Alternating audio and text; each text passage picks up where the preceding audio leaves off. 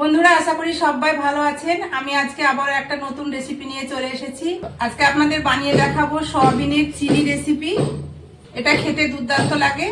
তাহলে চলুন রেসিপিটা শুরু করা যাক। তো এর জন্য প্রথমে একটা পাত্রের মধ্যে জল নিয়ে নেব। এবার এক বাটি এখানে সয়াবিন নিয়েছি। জলটা ফুটে উঠলে এর মধ্যে সয়াবিনগুলো দিয়ে দেব আর 1 চামচ মতো লবণ দিয়ে দেব। এবার এটাকে সেদ্ধ করে নেব। সেদ্ধ হয়ে গেছে, এবার তুলে নেব। ঠান্ডা জলে দিয়ে দেব।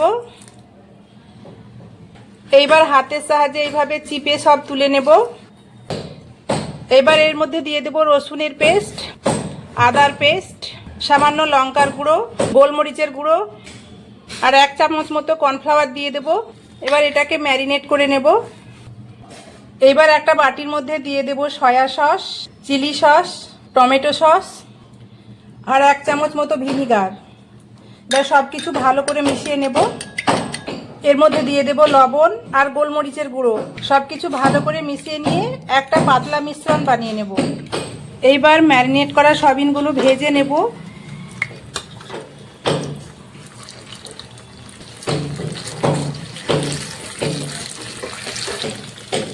সয়াবিন ভাজা হয়ে গেছে, এবার তুলে নেব।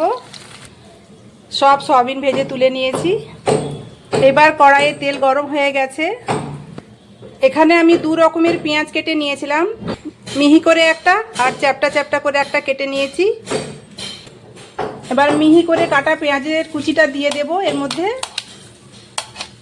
তেলের মধ্যে দিয়ে দেব কাঁচা লঙ্কা কুচোনো, একটু নাড়াচাড়া করে নেব।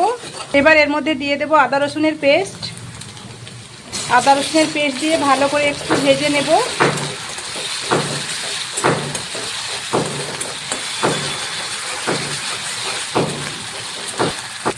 এইবার যে ক্যাপসিকাম আর পেঁয়াজটা কেটে রেখেছিলাম সেটা দিয়ে দেব। পেঁয়াজ আর ক্যাপসিকাম একটু হালকা করে ভেজে নেব। এবার যে মিশ্রণটা বানিয়ে নিয়েছিলাম সেই মিশ্রণটা দিয়ে দেব। এবার ভাজা সয়াবিনগুলো দিয়ে দেব। এবার 2-3 মিনিট রান্না করে নামিয়ে নেব, তাহলেই হয়ে যাবে। হয়ে গেছে, এবার নামিয়ে নেব। তো দেখুন বন্ধুরা, বানিয়ে নিলাম সয়াবিন চিলি। এটা আপনার রুটি কিংবা পরোটার সঙ্গে খাবেন, খেতে দারুণ লাগে। তো বন্ধুরা আমি রেসিপিটা বানিয়ে নিয়েছি। তো বন্ধুরা কেমন হয়েছে আমি একবার খেয়ে দেখাবো। অসম্ভব সুন্দর হয়েছে বন্ধুরা। আপনারা একবার হলেও বানিয়ে খাবেন। কেমন হয়েছে অবশ্যই কমেন্ট করে জানাবেন।